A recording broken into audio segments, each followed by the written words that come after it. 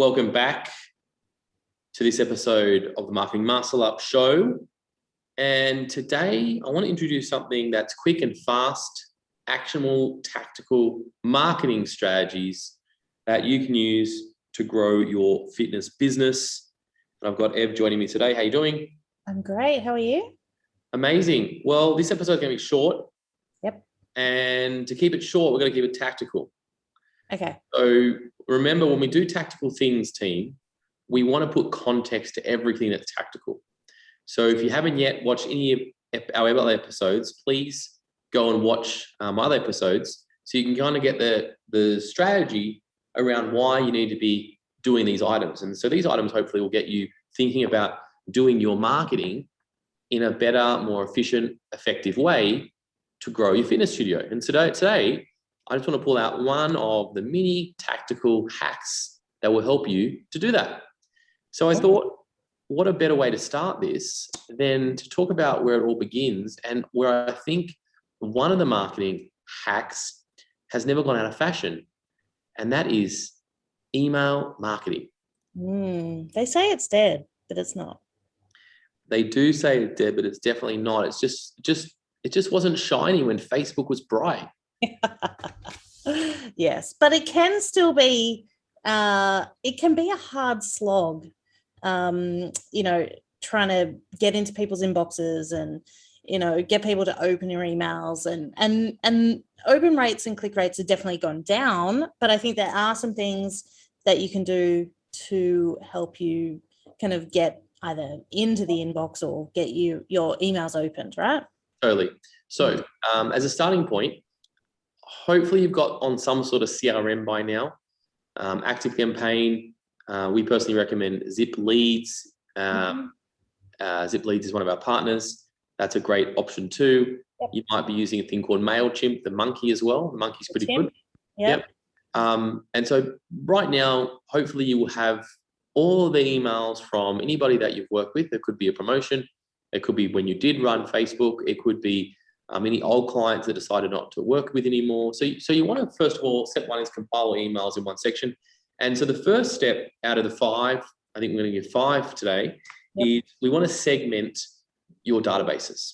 So instead of sending the same email that you've always sent to the same, okay, that list is my fitness list, and you hit send, what you want to try and do is segment the fitness list to obviously current clients, existing clients, prospects that we haven't talked to, and maybe friends and family or super old people. And what we can do is, by just the basics of splitting the database, I would definitely split it up between current members and non-members. That would be the easiest way and the simplest way.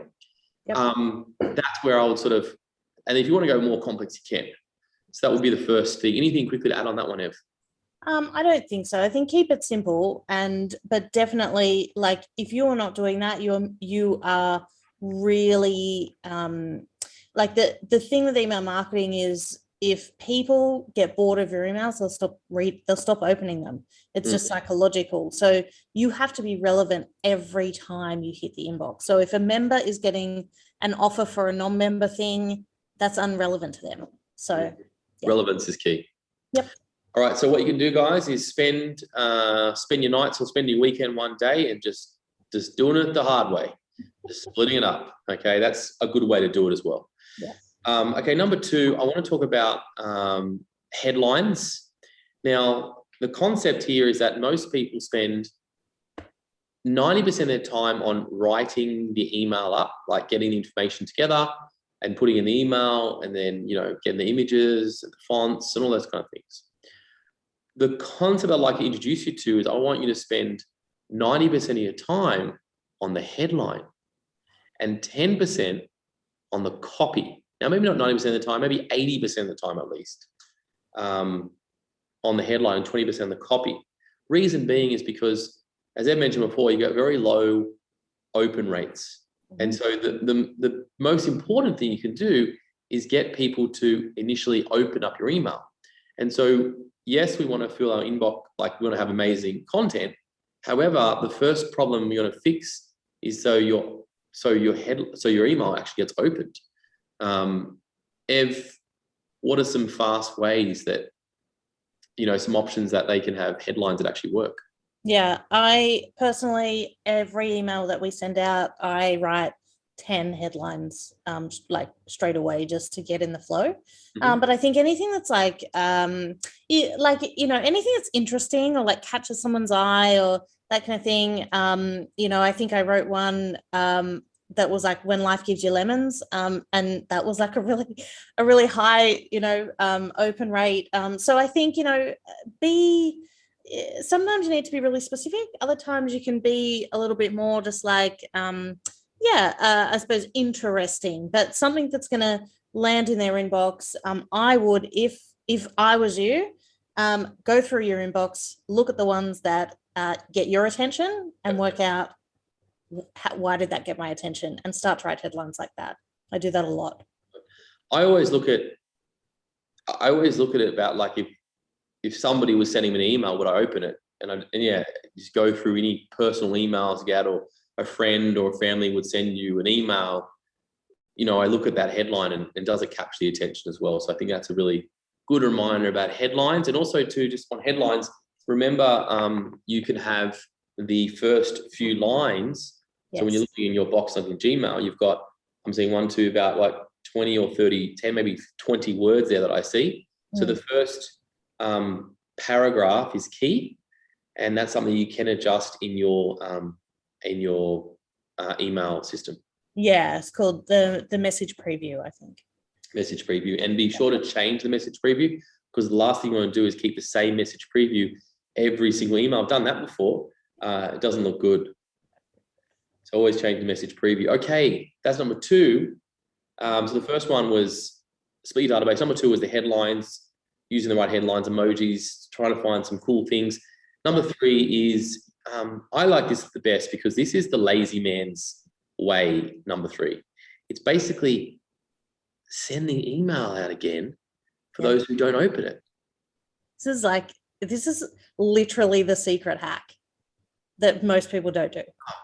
Yeah. So good. So the concept here is that you'll send the email out, and then it's going to tell you the people that actually opened your email, sent it out, and then the people that didn't, the people that did not open it or click, you can actually send out the email again.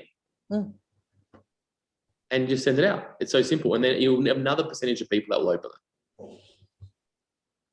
So that is a super simple way to do that. Really simple. And it's an easy one for anybody. And the open rates are very similar to the first round that you do. You have the same amount of people that do open it the second time. Yeah, basically doubles it, which is great. Amazing. Nice. Number 4? The fourth one and final one is the time. So be sure when you send your email out, send it out at an appropriate time. And the next question I'm going to ask you, Ev, you're sending a lot of emails out, is what's the time that we should send out? Because that's the question everybody asks. What time do I send? People ask me this all the time. I just, it's actually so simple. You just think about who your people are and when they might be opening emails. So, I send emails to fitness professionals all the time. So I'm not sending them emails when they're in the middle of sessions. Not like that just doesn't make sense. So think about when people might be reading emails. So if you have a lot of corporates or, people who work, guess what they're doing between, 7 and 9 in the morning? They're on a train, they're on a bus, they're looking through their emails, they're getting to work. So send emails at that time. Lots of people kind of check their emails later at night, once they've put their kids to bed, that kind of thing. They're doing kind of like, closing off their day. So just think about the behavior of your people and send the emails at that time and try all different times. That's it. One definitely tip I would say not to do is don't even send your emails too late in the evening, because what happens, it's called purging emails first thing in the morning. So don't know about you, Ev, but what I do in the morning is I purge emails. So anybody that's sending emails through overnight, I just want to get my inbox clean. So delete. And then you get the ones that I want to work with. And usually it's any autoresponder or any company, I'll have it deleted. But I will read those, other times. But in the morning, I just want to make sure I'm not being clogged up with thing. So I would say don't send it super late at night. Yeah, agreed. You'll find the right time if you play around. Awesome. Okay, there's 4 hacks to get your emails back on track, back working, get them going. It's a lot of fun emails. And I can tell you one thing, that your best databases, your best clients will always come from your emails, especially if they've been following you for a period of time. And in those emails, you've built a know, like, and trust factor. And then they're ready to respond back to say, I'm keen to work with you, keen to join the offer. So that's all about emails. All right, team, that's it on this episode. I wanted to keep it relatively short and tactical. Go and log in to your email database and go and make those 4 changes. And I'll see you next time on the Marketing Muscle Up podcast show. Bye for now.